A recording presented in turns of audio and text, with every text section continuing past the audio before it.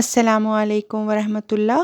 اعوذ باللہ من الشیطان الرجیم، بسم اللہ الرحمن الرحیم۔ ہم سورۃ البقرہ کی آیت نمبر 41 پڑھیں گے۔ یا اے بنی بیٹو اسرائیل، اسرائیل، اذکروا تم یاد کرو نعمتی نعمت یا میری، التی جو انعمت میں نے انعام کی، علی اوپر یا پر، کم تمہارے، و اور، اوفو تم پورا کرو، بھی ساتھ، عہدی اقرار، یا میرے، اوفی میں پورا کروں گا، بھی ساتھ، عہدی اقرار، کم تمہارے، و اور، ایایا مجھ سے ہی، فا پس، ارہبون ڈرو تم، فرہبون پس تم ڈرو۔ اے بنی اسرائیل، اس نعمت کو یاد کرو جو میں نے تم پر کی، اور میرے عہد کو پورا کرو، میں بھی تمہارے عہد کو پورا کروں گا، اور بس مجھ ہی سے ڈرو۔ اے بنی اسرائیل، میرے اس احسان کو یاد کرو جو میں تم پر کر چکا ہوں، اور تم نے میرے ساتھ جو عہد کیا تھا اس کو پورا کرو، تب میں نے جو عہد تمہارے ساتھ کیا تھا میں اس کو پورا کروں گا، اور مجھ ہی سے ڈرو۔ اس آیت میں جو ہے وہ اللہ تعالیٰ بنی اسرائیل کو اپنی اس نعمت کے بارے میں یاد دلاتے ہیں کہ یکے کے بعد دیگرے بنی اسرائیل امت میں نبی بھیجے، تاکہ یہ امت جو ہے وہ ہدایت پر قائم رہے اور اپنی تعلیمات کو نہ بھولے۔ جب بھی جو ہے وہ بنی اسرائیل میں کوئی نیا نبی آتا تو وہ اس کی مخالفت کرنے لگتے اور برا بھلا کہنے لگتے، اور جو ہے وہ اللہ تعالیٰ کی تعلیمات کو جھٹلاتے، اور حق کو دیکھنے کے بعد بھی جو ہے وہ اپنے تکبر کی وجہ سے جو ہے وہ اس کو مسلسل اس کا انکار کرتے رہتے۔ تو اللہ تعالیٰ یہاں پہ یہی فرما رہا ہے کہ تم میرے عہد کو پورا کرو تو میں تمہارے عہد کو پورا کروں گا۔ اور حضور صلی اللہ علیہ وسلم بھی جب نبوت کا دعویٰ کیا تو مکہ میں بھی جو ہے وہ اسی وجہ سے حضور صلی اللہ علیہ وسلم کی بھی مخالفت کی گئی۔ اگلی آیت ہے، و اور، آمنو ایمان لاؤ، بھی ساتھ، ما جو انزلتو میں نے اتارا، مصدقاً تصدیق کرنے والا، لی واسطے، ما جو معا ساتھ، کم تمہارے، و اور، لا نہ، تکونو تم ہو جاؤ، اولا پہلے، کافرن انکار کرنے والے، بھی ساتھ ہی اس کے، و اور، لا نہ، تشترو تم خریدو، بھی بدلے، آیاتی آیات، یہ میری، ثمناً قیمت یا مول، قلیلاً تھوڑا، و اور، ایایا مجھ سے ہی، فا پس، اتقو تم ڈرو یا تقوی اختیار کرو، نی مجھ سے، اور اس پر ایمان لے آؤ جو میں نے اس کی تصدیق کرتے ہوئے اتارا ہے جو تمہارے پاس ہے، اور اس کا انکار کرنے میں پہل نہ کرو، اور میرے نشانات کے بدلے معمولی قیمت وصول نہ کرو، اور بس میرا ہی تقوی اختیار، اور اس کلام پر ایمان لاؤ جو میں نے اب اتارا ہے، اور جو اس کلام کو جو تمہارے پاس ہے سچا کرنے والا ہے، اور تم اس کے سب سے پہلے کافر نہ بنو، اور میری آیتوں کے بدلے میں تھوڑی قیمت مت لو۔ وَلَا تَشْتَرُوا بِآيَاتِي ثَمَنًا قَلِيلًا سے یہ مراد نہیں کہ تھوڑے پیسے نہ لو، بلکہ مراد یہ ہے کہ جو باتیں دین میں ہیں ان کے بدلے میں دنیا نہ لو، کیونکہ دنیا دین کے مقابلے میں بالکل حقیر چیز ہے۔ یعنی کہ دنیا کے معمولی فائدے کے لیے جو ہے وہ میری آیتوں کو جو کہ حق ہیں ان کو مت جھٹلاؤ، اور ان کو جھٹلانے میں پہلے نمبر پہ نہ آؤ۔ یعنی کہ جب کوئی بات سنتے ہیں، کوئی بات حق کی جا رہی ہوتی ہے، پہلے اس کو غور سے سننا چاہیے، اس کو سمجھنا چاہیے، پورے حالات کو دیکھنا چاہیے۔ یہ نہیں کہ بات سنی ہے اور ساتھ ہی جو ہے وہ انکار کر دیا ہے، یہ جو ہے نا یہ کافروں کی روش ہوتی ہے۔ تو اللہ تعالیٰ یہاں اس آیت میں جو ہے وہ اس چیز سے ہمیں ڈراتے ہیں اور کہتے ہیں میرا ہی تقوی اختیار کرو۔ وَلَا اور نہ، تلبسو تم ملاؤ، الحق کا سچ، بھی ساتھ الباطلی جھوٹ کے، و اور تکتمو تم چھپاؤ الحق کا سچ، و اور تم تعلمون تم جانتے ہو، اور حق کو باطل سے غلط ملت نہ کرو اور حق کو چھپاؤ نہیں جبکہ تم جانتے ہو۔ اس آیت میں بھی اللہ تعالیٰ یہی فرما رہے ہیں اس آیت میں کہ حق کو باطل کے ساتھ نہ ملاؤ، کیونکہ حق باطل کے ساتھ مل ہی نہیں سکتا۔ جیسے نیکی اور برائی جو ہے ان میں فرق جو ہے وہ واضح ہے، اسی طرح حق اور باطل میں فرق واضح ہے۔ سفید کالا نہیں ہو سکتا اور کالا سفید نہیں ہو سکتا، تو اس میں فرق ہے۔ تو اس چیز کو مت چھپاؤ، حق کو نہیں چھپاؤ جبکہ تم اصل بات جانتے ہو۔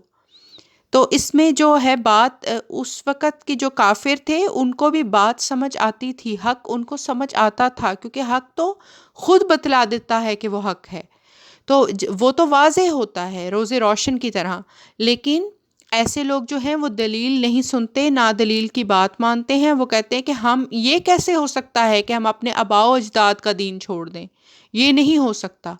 تو صرف ان کے پاس یہی لاجک ہوتی ہے انکار کرنے کی کہ نہیں، یہ نہیں ہو سکتا کہ ہم اپنے آباء و اجداد کی روش کو چھوڑ دیں۔ تو یہ لاجک تو کوئی خاص نہیں ہے،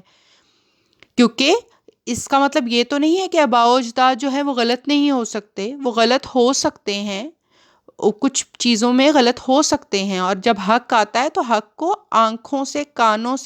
دیکھنا چاہیے، اور کانوں سے اس کو سننا چاہیے، ذہن سے اس کو سمجھنا چاہیے، اور پھر خدا سے دعا بھی کرنی چاہیے کہ اللہ تعالیٰ تو ہماری رہنمائی کر کہ سچ کیا ہے اور باطل کیا ہے۔ کہ بعض دفعہ انسان کمزور ہوتا ہے اور وہ نہیں جان سکتا سچائی کو، تو ایسے موقع پر خدا تعالیٰ سے دعا کرنی چاہیے کہ اللہ تعالیٰ ہماری مدد فرمائے۔ اگلی آیت دیکھتے ہیں، وَأَقِیمُوا الصَّلَاةَ، اور اقیمو تم قائم کرو، الصلاۃ نماز، اور آتو تم ادا کرو، الزکاۃ زکوٰۃ، اور ارکعوا تم جھکو، مع الراکعین ساتھ جھکنے والے، اور نماز قائم کرو اور زکوٰۃ ادا کرو اور جھکنے والوں کے ساتھ جھک جاؤ۔ جیسے میں نے پچھلی آیت میں بتایا کہ دعا کرنی چاہیے، تو اگلی ہی آیت میں جو ہے وہ اس بات کا ذکر ہے کہ نماز قائم کرو اور زکوٰۃ ادا کرو اور جھکنے والوں کے ساتھ جھک جاؤ۔ اگر کوئی انسان نیک نیتی سے اللہ تعالیٰ کے آگے جھک کے جو ہے وہ اپنی عاجزانہ درخواست کرے اور اللہ تعالیٰ سے کہے کہ اللہ تعالیٰ حق کی طرف میری رہنمائی فرما، تو کیا اللہ تعالیٰ مدد نہیں کرے گا؟ ضرور کرے گا، کیوں نہیں کرے گا؟ اللہ تعالیٰ حق اور باطل کو واضح کر کے دکھا دے گا، پھر جو ہے وہ حتمی فیصلہ ہم پہ چھوڑ دے گا خدا تعالیٰ کہ اب بتاؤ کس کو قبول کرو گے۔ تو پھر بھی اگر ہم حق کو قبول نہ کریں اور باطل کو قبول کر لیں تو یہ ہمارے پھر نقصان کا باعث بنے گی۔ اللہ تعالیٰ ہمیں بچائے۔ استغفر اللہ ربی من کل ذنب واتوب الیہ۔ اللہ تعالیٰ ہمیں معاف کرے یا رب۔ اگلی آیت میں دیکھتے ہیں، کیا تأمرون تم حکم دیتے ہو، الناسا لوگ، بھی ساتھ، البر نیکی، اور تنسون تم بھولتے ہو، انفسا جانے یا نفوس، کم اپنی، اور یا حالانکہ کے معنی میں بھی آئے گا، تم تتلونا پڑھتے ہو، الکتاب کتاب، کیا پس لا نہیں، تعقلون تم عقل کرتے ہو۔ کیا تم لوگوں کو نیکی کا حکم دیتے ہو اور خود اپنے آپ کو بھول جاتے ہو، جبکہ تم کتاب بھی پڑھتے ہو، آخر تم عقل کیوں نہیں کرتے؟ اس آیت میں جو ہے وہ اللہ تعالیٰ نے فرمایا ہے کہ کیا تم دوسرے لوگوں کو تو نیکی کرنے کے لیے کہتے ہو اور اپنے آپ کو فراموش کر دیتے ہو، حالانکہ تم کتاب یعنی توریت پڑھتے ہو، اور پھر بھی کیا تم عقل سے کام نہیں لیتے؟ کتاب میں جو ہے وہ دین کی اور عقل کی باتیں ہیں، تو پھر بھی تم اس کو پڑھ کے جو ہے وہ تمہاری عقل اس چیز کو تسلیم نہیں کر رہی اور تمہارے عمل میں وہ چیز نہیں آ رہی، خالی پڑھنے کا تو کوئی فائدہ بھی نہیں ہے، ایون قرآن پڑھنے کا بھی فائدہ نہیں ہے اگر ہمیں سمجھ نہ آئے اور پھر سمجھنے کے بعد ہماری عقل اور دل اس چیز کو قبول نہ کرے، کہ اتنا قبول کر لیں، اتنا قبول کہ وہ ہمارے عمل میں آ جائے، نہ صرف زبان سے اس کا اقرار کریں بلکہ عمل سے وہ چیز کر کے دکھائیں، تو پھر جو ہے وہ پھر ہی وہ نیکی ہوگی۔ اگلی آیت ہے